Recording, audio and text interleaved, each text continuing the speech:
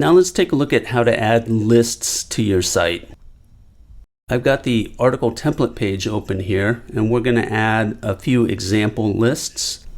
And here's what they're going to look like. There's no styling to them. They're just bullet points or numbered lists. So the first type is an unordered list. It's a bullet point list, and you just add a UL element, and within that UL, for each list item, you put them in an LI element. For an ordered list, you create an OL element and add your list elements to each one of those. There's a third type of list that's not as commonly used called a definition list. So if you want to define terms, you can wrap the whole thing in a DL tag, definition list tag, and for each term, put it in a DT tag, and for each definition, put it in a DD tag. Now, Bootstrap has an interesting way of styling these lists. If you go to their website, into the docs section and type in list, this page will come up. They don't use bullet points. They wrap the whole list in a box and separate each item by a line. I personally prefer the bullet points or numbers, but if you prefer it this way, just go to their website and just mimic their classes, list group class and list group item class, and it'll look like this. One place we are going to apply our list to is our navigation bars. So let's go to the index page. We're not actually going to create our nav bars yet, but we will put the list items. So we got our nav bar placeholder. Let's put one fake link, it's not a link yet, and go down to our footer and add an unordered list with fake links to our social media and also one with just our copyright. Let's save it. And you can see it's just going to list them like a normal list. However, if we want to style it a little bit more like a navigation bar, you can see we added these classes, Navbar to the UL and nav item to the list item. Go to our style sheet. For the Navbar, for the list style type, we're going to put none. That means it's not going to add a bullet point or anything. We're going to set the margin and padding to 0. And for the nav item, we want it to go horizontal, so it needs to be displayed inline as opposed to as a block. So we'll set that property to inline. Let's save it. And you can see it's now horizontal. Another thing you might want to include in your blog site is a table. Back to the article template file. This is a very simple table without any styling applied yet. So we've got the heading that's in bold on the top. Then we've got the body with columns and rows, and an optional footer row, like an accounting table might have totals at the bottom, something like that. This one is optional. You wrap the whole thing in a table element. Then you use the T head for the header section, T body for the body section, and T foot for the optional foot section. Then for each row, you put it in a TR, table row element, and each item in a TH, table heading element. And in the body, again, you use the TR, table row element, and a TD, or table data, for each individual cell. Optionally, you can have a caption and put that in a caption element.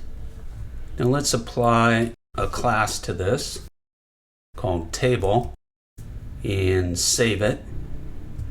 Now it looks pretty good. Let's take a look at what we did. We'll go to the style sheet file. And let's take a look at what we've got here. Let's look at the code side by side. Hide this, give us more room. Okay, first of all, we're setting the table element to show the caption at the bottom, and we're collapsing the border. By default, there's a little bit of space between each cell's border, and this eliminates that space. It doesn't really apply here because we're not putting a border all the way around each cell. But if we did, you would see a little gap between each cell if we didn't have this border collapse set to collapse. By default, each heading element aligns in the center, which looks a little off, so we'll set it to align to the left. In order to have this border below each row, we'll add a border to each table element, but with a width of 0, and then we'll override that in certain cases. So border style is solid, the color will just inherit whatever color we're using. Now here, we're applying the styles to the tag itself. From here down, we're applying the styles to the table class. We'll set the width at 100% of the element that it's within. We'll add a margin to the bottom of 1 rm or 16 pixels. We'll set this color to the dark charcoal gray that we're using for our text. And we'll set the border color to this light gray color. Down here, we're setting the padding to each one of our table cells to 0.5 rm. So that'll give us some space around each cell so it doesn't look cramped. 0.5 rm is 8 pixels.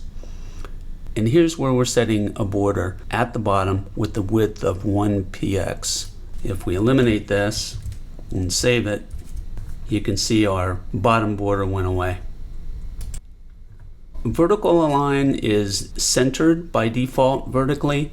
It looks a little bit better if we change that. So for the headings, we want the vertical align to be on the bottom. For the rows itself, we want it to be on the top. And if we're going to add a bottom row, a footer row, we'll just leave it at the default of centered.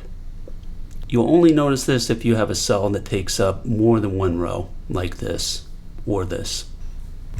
Now here, we're setting this thicker border at 2 pixels for the direct elements that are just below the table class.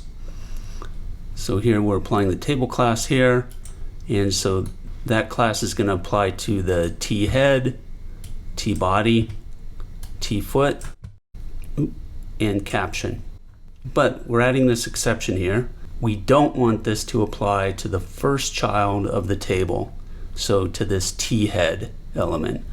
And we're going to apply that border here, and you'll see it in action. First, let's comment it out and save it. Okay, so you can see that thick border went away. Let's apply it again.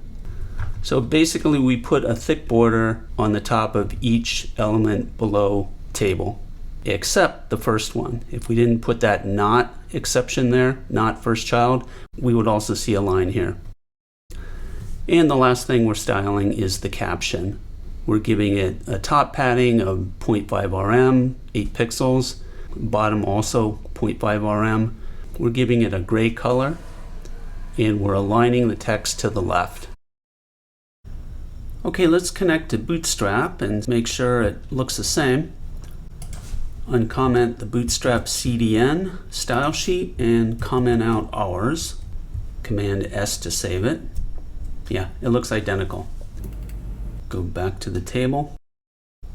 Now Bootstrap has some very nice styling for tables and a lot of different options. If you go to their website, getbootstrap.com, just search for table in the documents, and it's got a nice long section on all the different things you can do with the table styling.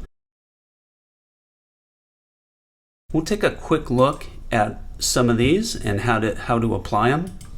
All you need to do is add some additional classes. I'll just add table dark, save it. Table light, save it. I don't know if you can see that, but that's a light gray. Table primary is a blue, save it. You can go through all the normal Bootstrap colors. They've got a yellow and a green and a red, etc. Another thing you can do is stripe the table. Now notice we're applying both the stripes and the different color. If you just want to see a white table with stripes, it's gray stripes. Now if we want a different action, if the user hovers over it, there we go, turns gray when they hover. If you want borders around every cell, save it. And if you think that table is a little bit too big, add table SM class, and it cuts the padding in half. Okay, that concludes this section.